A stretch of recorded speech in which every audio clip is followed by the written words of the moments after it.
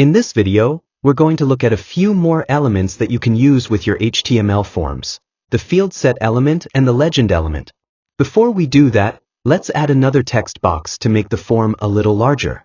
We'll add a line break and create a text box to hold a name using an input element. Let's save this and refresh our page. There it is. Our form is a bit bigger now. First, let's add the field set element.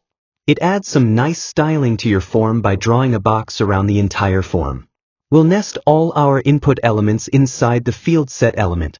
Create the field set element and close it out at the bottom. Save this and see what we get. Now we have a nice box around our entire form. We can also add a caption inside the field set element using the legend element. Let's move the part where it says, "Enter the day you want to travel to New York," inside the field set box. Create the legend element and close it out. Save this and see what we get. There you go. See how nice that looks? This really adds a lot of sparks to your forms. That's it for forms in HTML. We'll move on to another subject in the next video.